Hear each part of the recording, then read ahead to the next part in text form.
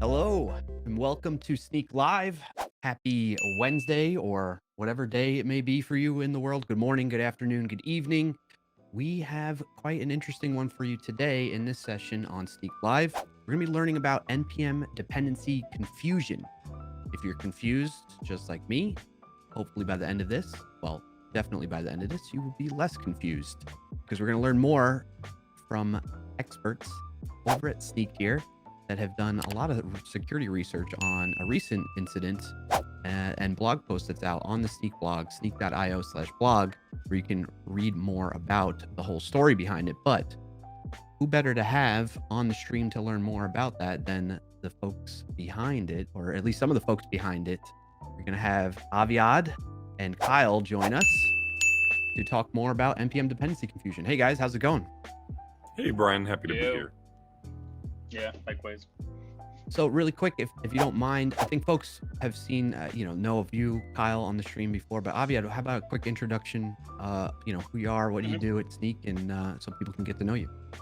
Yeah, cool. So I'm Aviad.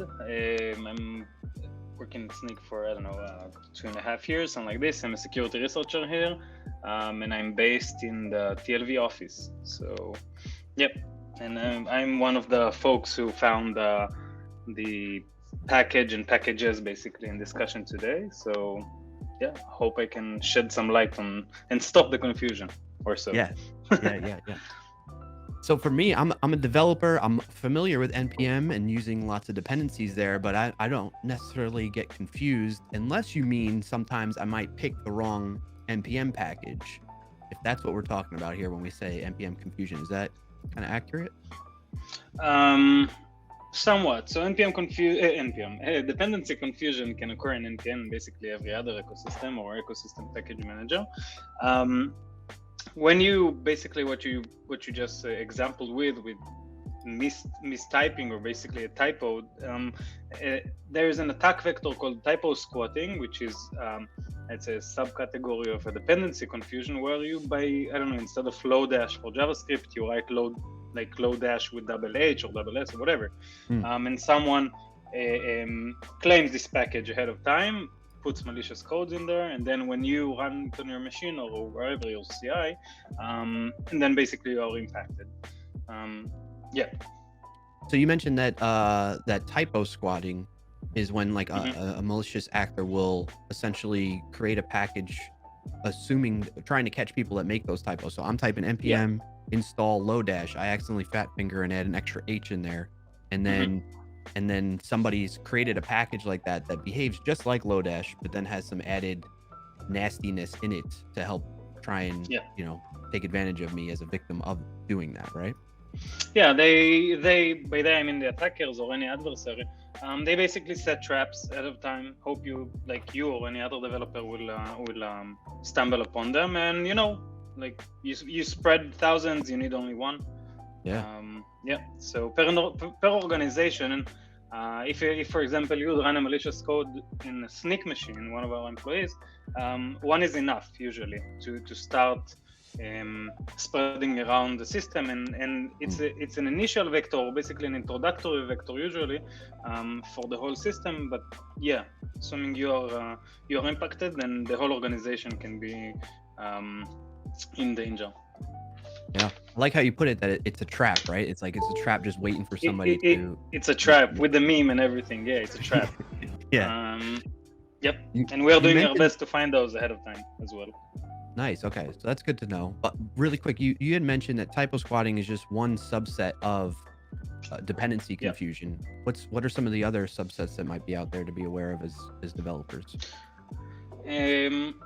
The dependency confusion variation, I'd say, that we saw in the package that we are about to discuss was based on basically a registry confusion. What do I mean by that is the package was pretending to be a private package. So if you have a private package or private registry, let's say your package is called Aviad and it's under Aviad's private registry.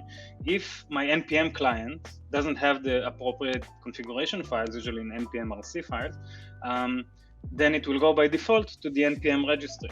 So assuming I know there's a company using a package called Aviad, I can claim the public Aviad package and then hope for someone to run npm install without having the credentials. And then you introduce them to basically introduce your malicious code to their machine. Wow. Well, what I'm learning here is, it's a cool way. yeah, something new there. And then two, I don't know that I would want to install a package that's made by you, Aviad. I might be a little wary of doing something like that. Yeah. People stop receiving zips from me on Slack, so I guess that's an indication. Whenever Aviad asks me if I want to hear something cool or something new that he's working on, I feel like I should have legal on speed dial because he is capable of a lot of very scary stuff. Also, Brian. Don't open. Unplug your internet, shut down your machine. Yeah. No, but I'm like 100%. These are all like things unplug that all the happen. servers. These are all attacks that happened in the wild. Like we Snyk found this package, and we obviously have by the hundreds or thousands more. The specific one we're about to discuss was unique behavior-wise, and it has a unique turn-up or like a event follow-up.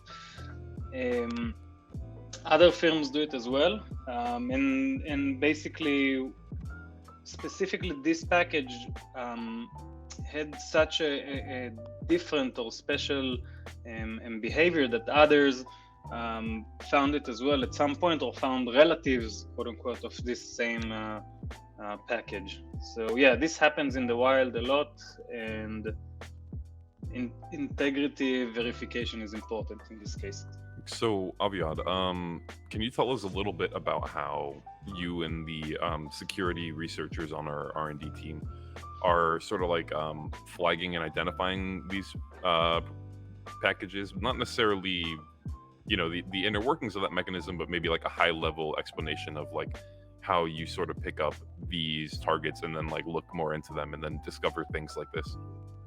So we have, let's call it a machinery or some kind of logic that runs constantly, 24/7, and it's running on different ecosystems.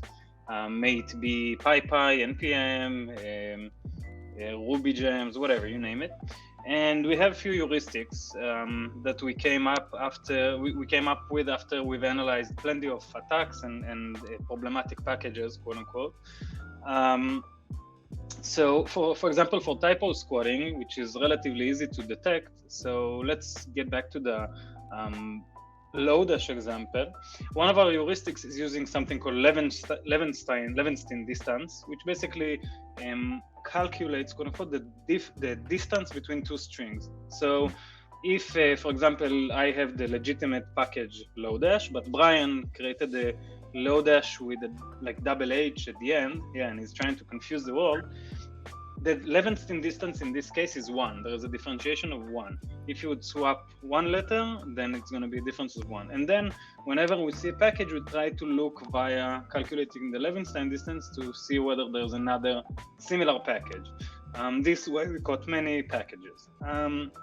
Another heuristic we have is a gibberish. Basically, if your package is named whatever, you just bash the keyboard, something is off usually. But also, I'll put on a side note that these usually don't get downloaded as well because they're gibberish. Who will download them? Right. Few other heuristics we have is time between creation of user and creation of package. Because if there's like a 5 minute or less, then we can deduce that it's some kind of automation, because usually legit users don't upload these fast packages. Awesome. We're the versioning, we have plenty of heuristics. So it seems like it's a mix between like common user behavior and then entropy itself, right? If we're talking about like these strings, these wild strings, right? And then similarity, so like entropy, similarity, and like behavioral heuristics. So that's awesome, and I'm sure there's way more, but we don't have to get into that. I think it's pretty awesome how y'all identify these packages. And also there was another one that I would implore people to look up too, because it's requests, but they're 2 S's. So that's a recent one. That's a really recent one, and that one actually has a ton of downloads because it's so close. So typo squatting it's becoming a bigger problem for sure. And like, I wouldn't I wouldn't put it past the request team, whoever's working on that code library to like go around and start reserving all of the typo squat variants that they can potentially think of, because that's the only solution that some folks really have to this. Exactly. There's also a question of who's in charge. I mean, is it the PyPI ecosystem who's in charge to making sure that people don't? This is an abuse, right? We can agree that it's an abuse, but it's also legit usage. I can do requests with SS. I mean, that's I'm entitled to. Yeah, right? Why not? Yeah, why not? So it's like, so it's the ecosystem's problem, quote unquote. It's the maintainer's problem. It's not a problem at all. It's just my right to do so. So it's a weird grayish area, and it's kind of falling between chairs. This is why it's being exploited, because there is no policy, there is no governance over this. So it's a valid attack vector. All right, cool. So let's jump into this particular example that came up not too long ago. It was back in, and I'll drop the link in the chat. I'll share my screen here for people to see too. The blog post is up on snyk.io/blog, and then the direct link is in the chat here.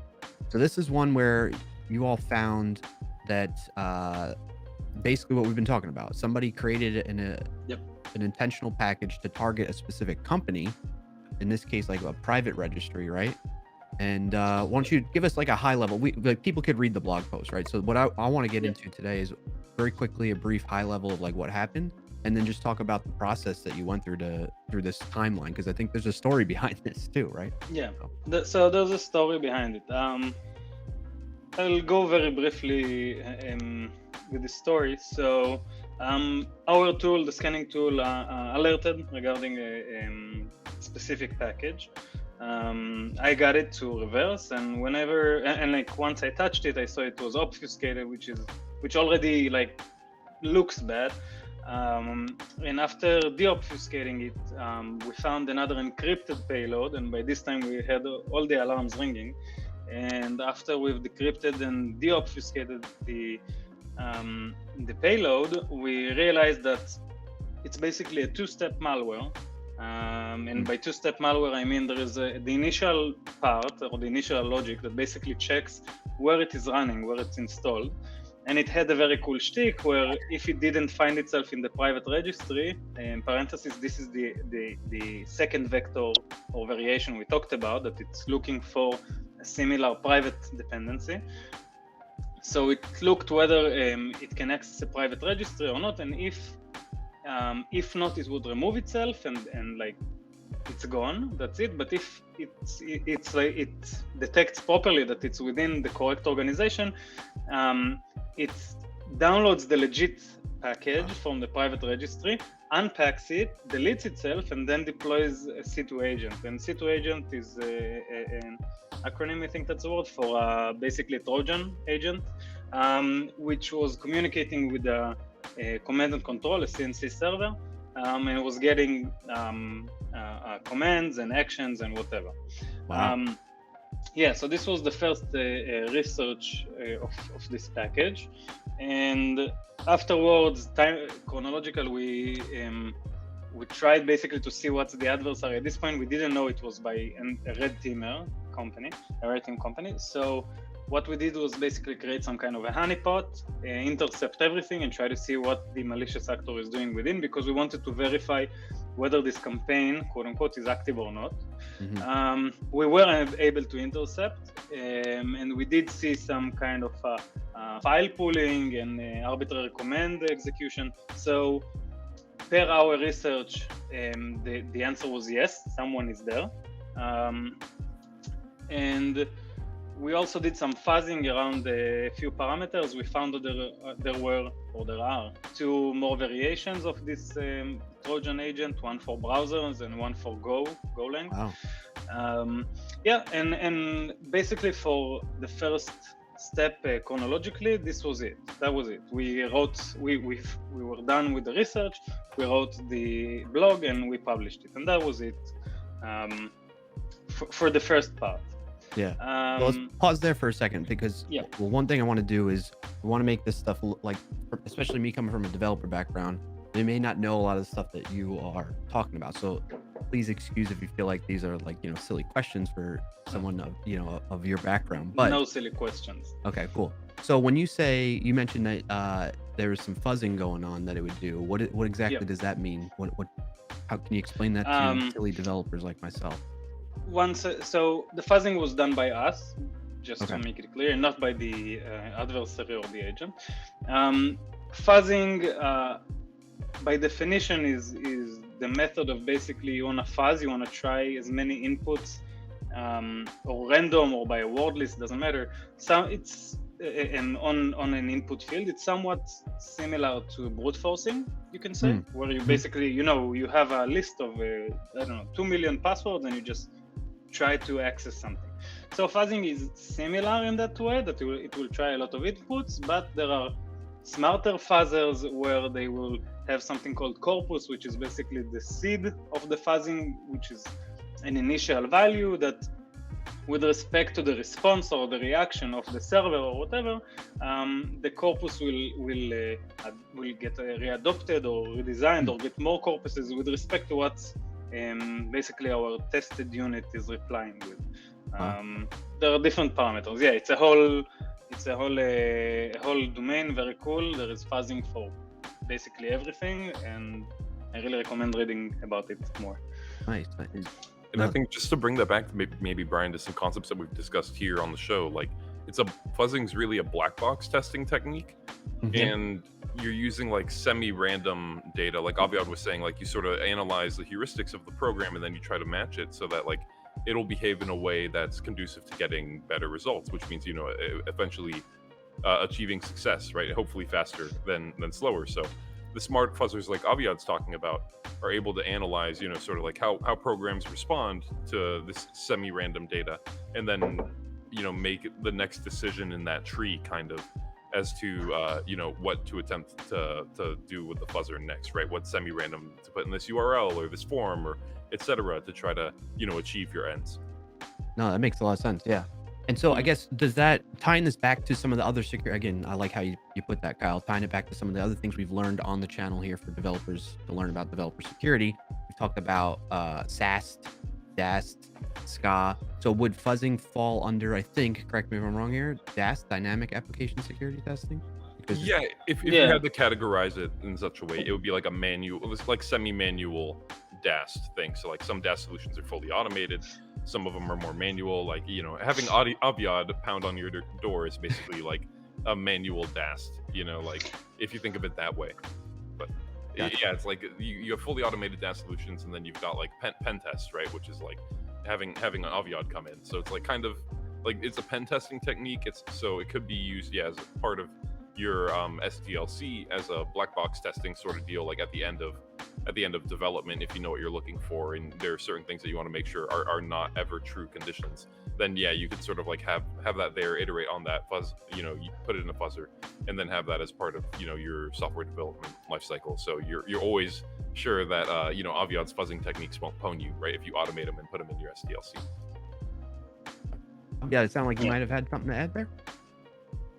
No, I think I had an analogy for that, which may help make it clearer. So assume you're trying to get into a house and you are the fuzzer and you don't know anything, so you're just starting bash on everything, and then but walls don't do anything, but doors or windows sound differently. And then you say, okay, so I'm looking for something shaped like a hole or a door, like a window or a hole or a door, it doesn't matter, something. And then like if you realize that if you smash hard enough, then doors open or windows break, and then this is how basically you reconfigure yourself for the correct loopholes, I'd say. I really like that. That's awesome. That's super helpful explanation. And actually, somebody in the chat just mentioned this too. Mutabix says, I like your explanations, are really good. Yeah. Cheers. There we go. All right, so we stopped on that part one of where you're doing some reconnaissance and analysis of like what this agent or malicious actor was trying to do. Where do we go from here in terms of your research? Okay, so just to reiterate, we were basically done with researching the malware by this point. We wrote the blog and we published it. That was it, and we were sure we were done with this basically saga. A week later, after we published, this is I think 2 weeks after we initially found, or 2.5 weeks after we initially found the malware, and in parentheses, I'll say that by the time we published the write-up, we already talked with DigitalOcean that the CNC server was hosted at. Oh, okay. And we asked them to remove it. They replied that they are looking into it.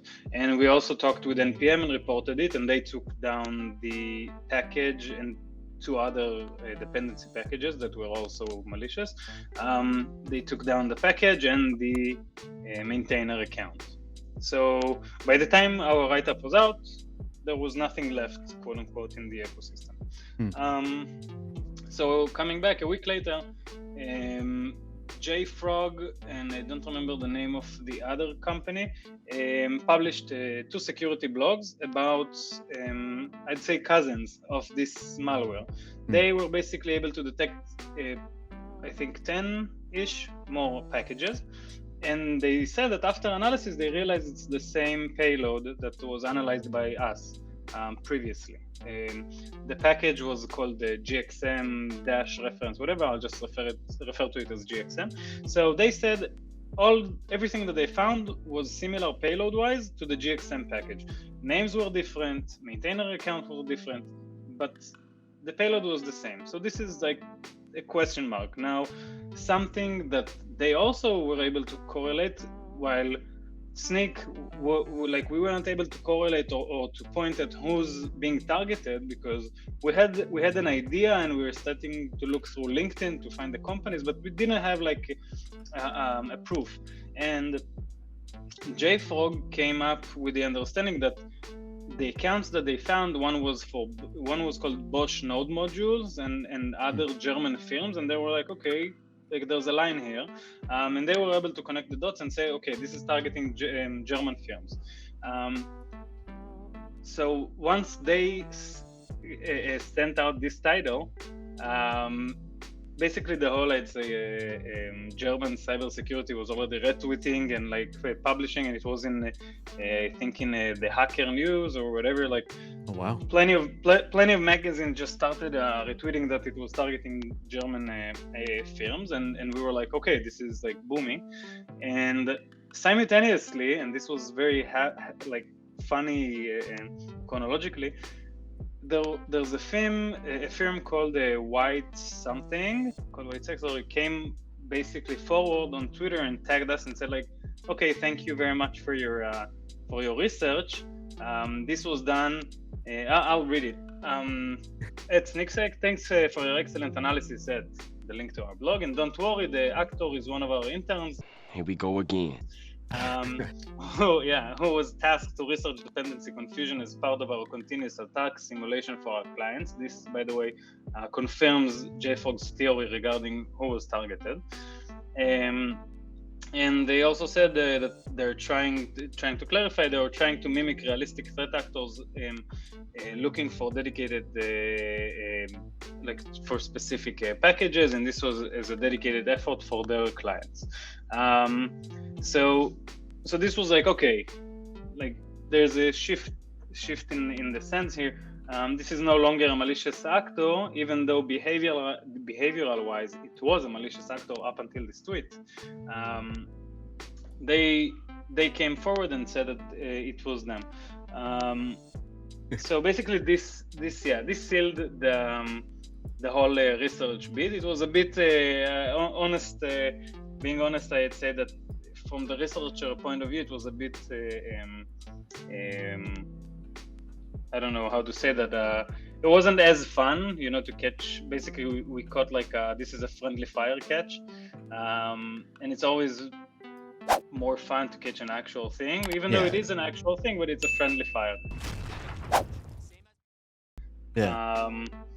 So and immediately, and then we immediately update our blog and also our Twitter, and following us also JFrog updated their thing, and basically that was it. There is somewhat of an ongoing discussion with respect to whether it should have been done, or if something like this is being done, something similar to what BRB asked in the comments. If something like this is being done, then how can we mark it as something that is being, by security research? But once I asked this question, I was like, okay, so maybe put in the package JSON, security true or whatever. But then, like, if I'm attacking someone, okay, so I'll also put security true, and that's it. Right. Yeah. So I don't know how to mark it, honestly. Yeah. But yeah, that was basically the end of this saga, and it was a real cool. It was a real cool game by the end of the day. What a surprising end to that story, that Yeah. it ended up being just an intern at another security company that was hired to help test. Yeah, I hope he's getting a promotion or something, because he or they made a lot of noise. So nice. Yeah.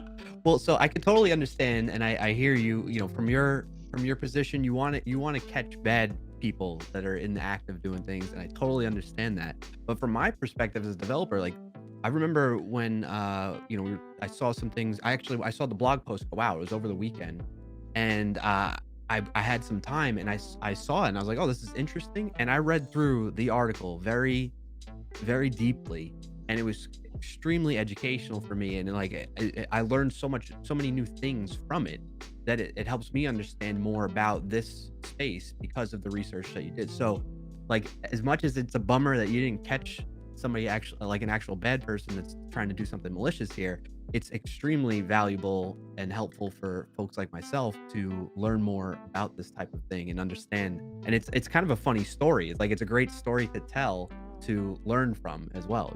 So, I mean, what I'm saying is, don't feel so bad, like in that regard. No, I'm not feeling bad at all. I mean, if we want to put aside the code white coming forward, the rest of the pipeline, and when we did some kind of a retrospective or post-mortem to this quote unquote incident or research, everything else was working great. Our mechanisms were like, the alarms were correct, the detection mechanism was correct, the analysis was correct, everything else was true. Yeah. So detection-wise, pipeline-wise, logics-wise, and the heuristics, they all work, and they prove themselves, even for an intern's package, you can say. So yeah, we're not bummed. We feel very good about it because our system works. The price was different. Yeah. Well, actually, that leads me to my other question that came up when you were kind of talking through all this, is when working as a security researcher on a team, do you all have like a leaderboard of like who's caught the most bad malicious actors out there, kind of thing? Or like, so Snyk specifically, we don't actually handle adversaries, and we don't do analysis on adversary behavior and stuff like this. We do count how many CVs and stuff like this we've found, because it's fun. But we're measured on the amount of, for example, we're not measured on it, but we like to measure how many malicious packages have you found, and we don't care about who was behind it or how. We care about Boolean values, true or false, malicious or not. So yeah, we do have plenty of those. Plus, we're not always researching in the same areas, so we have enough for everybody. Gotcha. Yeah, I was just thinking, friendly competition, like, who's gonna take the first spot with the most, I don't know, packages. It's like a HackerOne cup without the cup. Yeah. Yeah. Cool. All right. So, Kyle, any questions that come to mind that might help folks learn more from this? No, but really, what I would say is nothing's as it seems. Like we totally thought we knew what this was, and Aviad and I went, and other people, right? Like, people know way more than me. We're chatting about this for a while and trying to get to the bottom of it. We couldn't initially identify who the target was, right, and who the actor was, right? So there were a lot of unknowns, and there always will be. So it's okay to get things wrong, just like do as well as you can.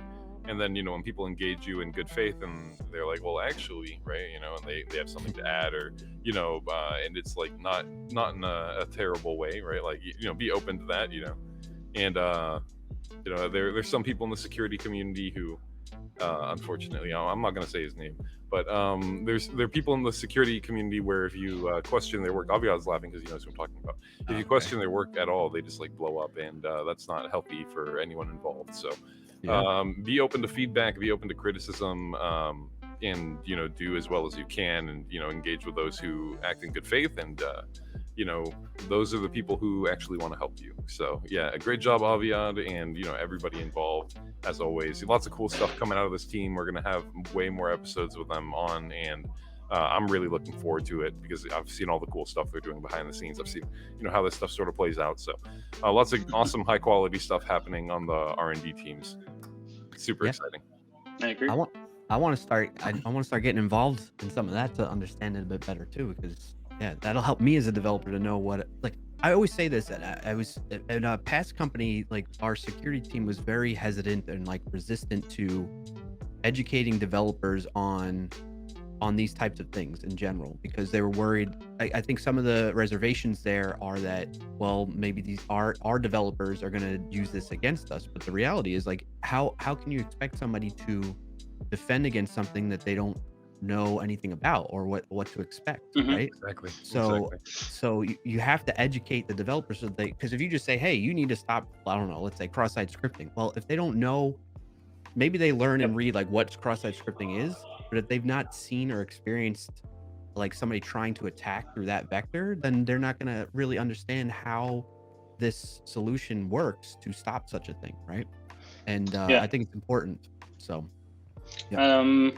so this is for this exact let's call it issue. I highly recommend, specifically for developers and not only for security personnel, to play CTFs, capture the flag. Snyk also has one, I think it's in September, I'm not sure, which has like a beginner level, but there are plenty more all over. They force you, these challenges, to think outside the box. They force you to do that. And once you've done it, the next time you will write code and you'll do whatever, like unsanitized input stuff, you will immediately think, okay, but this payload will cause ABC, whatever, and then you have this thought, and basically CTFs gives you a special prism, I'd say, a security prism for your apps and whatever you're developing. So I highly recommend doing that. Yeah, no, that's great advice, and actually, it's a perfect segue because Kyle and Micah have done recently, and I think we plan to have some more, where we've done live streams doing CTF 101 type of things to help people get introduced to this whole thing, and it's been super helpful. So so I'm getting ready for this year.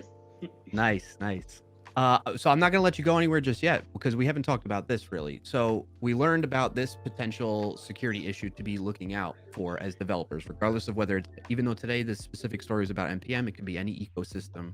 So what are some things developers should do to help avoid, becoming victims of such an attack? Are there things that developers should be actively doing, or maybe tools that they should be using to help them stop this from happening? So there is no one, at least as far as I know, de facto solution for this problem.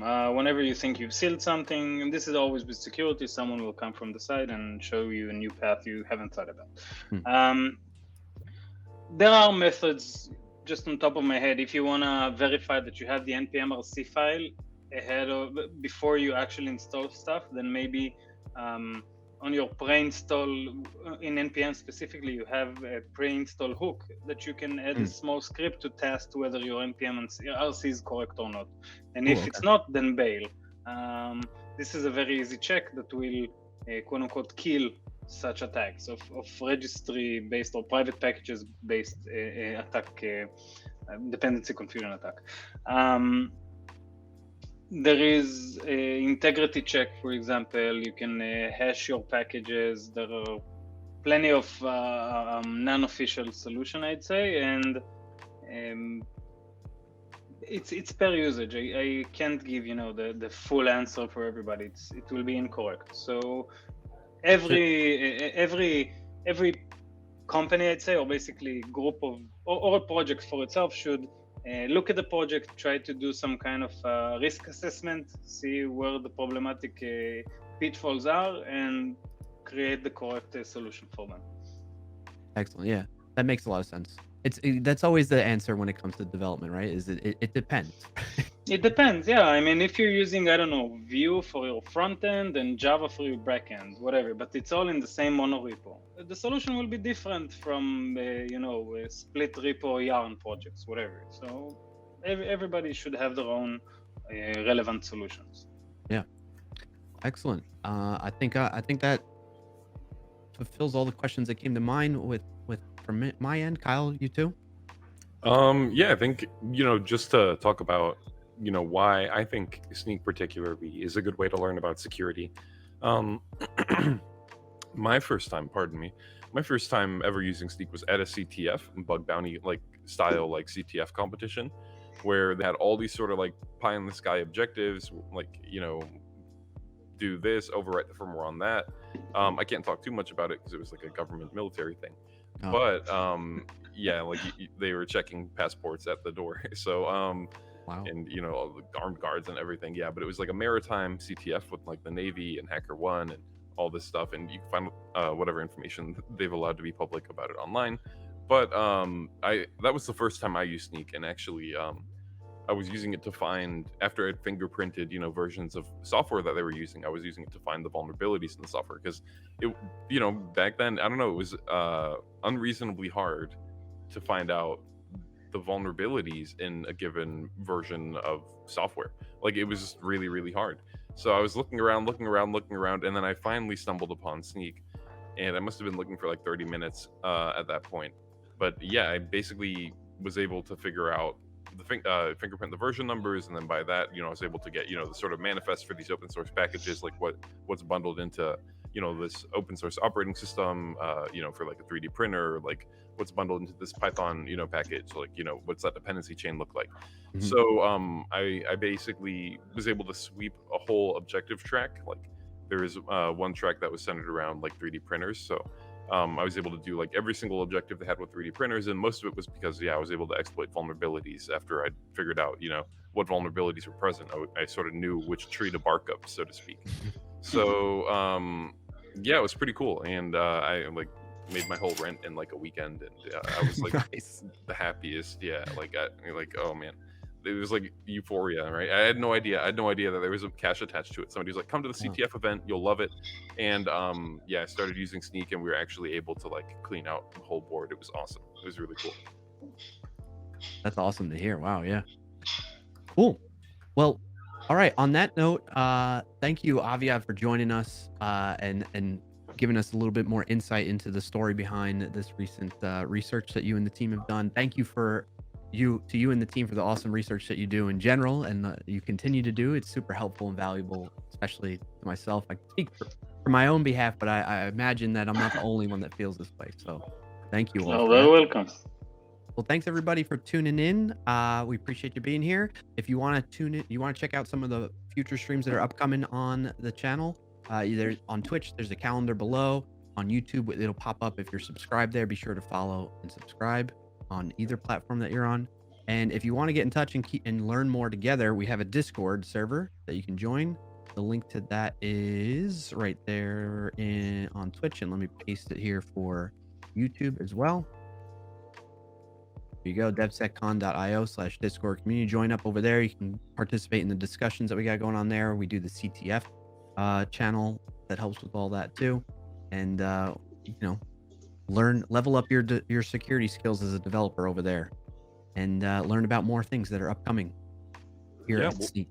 We'll definitely be running another CTF 101. So if you are interested in getting started in CTFs, join the Discord. You'll see a notification about it. You'll be able to register, and then you can start your hacking journey. Excellent. You'll be up here with us one day. I also think all of our challenges from last year are publicly open to play with, right? So Yeah. have fun. Yeah. Yeah, definitely. I posted a link to that, actually. I'll post it again. So if you want to start, get a head start, and then maybe come to the CTF 101 session afterwards. This is how you get started. CTF 2021 Snyk.io. You can see our challenges from last year. Those were actually made by Aviad and the rest of the security team. Yeah, so they, we really leverage their expertise for stuff like that, and they really do some awesome work. So maybe I'm thinking, after we do CTF 2022 or something, maybe we'll have the creators of the challenges on, and then we'll go through the challenges or something and talk about how we made them and things like that. Like that could be fun. But yeah, I think we'll definitely save it for next time. And yeah, thank you, Brian, Aviad. This was great, super fun. I love doing these with you. So yeah, let's get another one in the books. Sounds good. Looking forward to Sounds it. good. All right, thanks everybody. Have a good one. See ya. Bye everyone. Bye bye. Good chat.